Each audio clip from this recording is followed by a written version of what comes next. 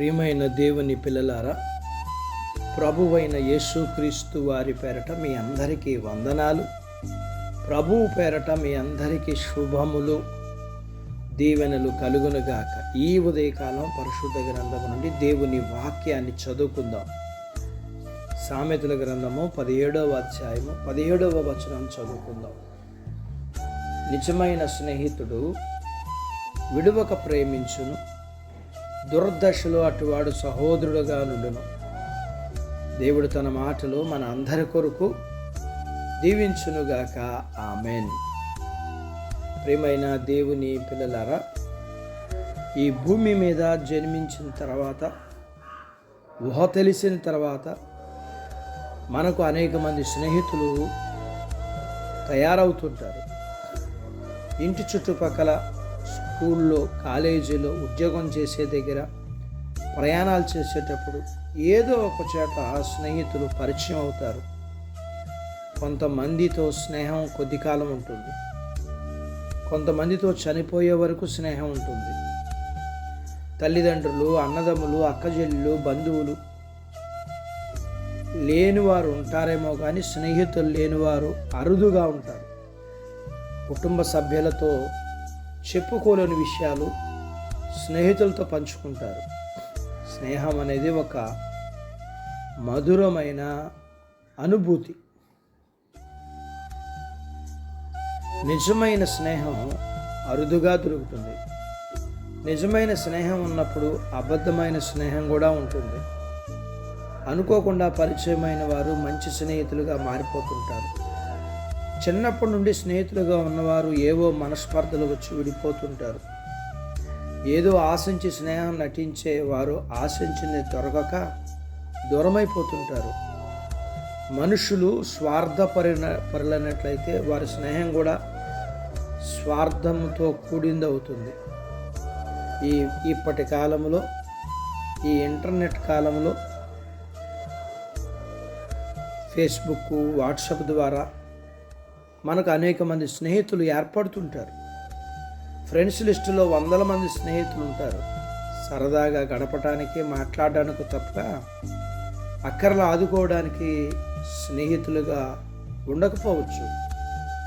అలాంటి వారితో స్నేహం తాత్కాలికమే. అయితే దేవునితో స్నేహం చేస్తే ఆయన మనల్ని ఎన్నడూ విడిచిపెట్టడు. అబ్రహాము దేవుని స్నేహితుడని, దావీదు దేవుని హృదయానుసరుడని బైబిల్లో వ్రాయబడింది. నిజమైన స్నేహితుడు విడువక ప్రేమించటే కాదు, తన ప్రాణాన్ని ఇవ్వడానికి కూడా వెనకాడ్డు. 6 నెలలు స్నేహం చేస్తే వారు వీరు వారు అవుతారన్న సామెత ఉంది. మరి మనం చిన్నప్పటి నుంచి, మన బిడ్డలు చిన్నప్పటి నుంచి చర్చికి వెళ్తూ వాక్యం విని, వాక్యాన్ని చదివి ప్రార్థిస్తున్నప్పటికీ ఇంకా లోకానుసారంగా ఉంటుంటే, అంటే దాని అర్థం మన హృదయంలో దేవుని స్నేహం అంగీకరించటం లేదు అని అర్థం. దేవుడు తన మాటలు మన కొరకు దీవించునుగాక. ఆమేన్. ప్రార్థించుకుందాం.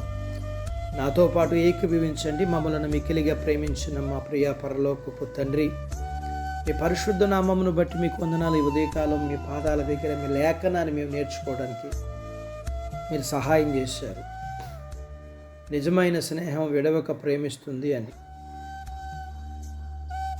అట్టి స్నేహం నిజమైన స్నేహం అని మేము, మా కుటుంబాలు నిజంగా మిమ్మల్ని, మీతో స్నేహం కలిగి ఉండే జీవితాలు మేము కలిగి ఉండడానికి మీరు మాకు సహాయం చేయండి.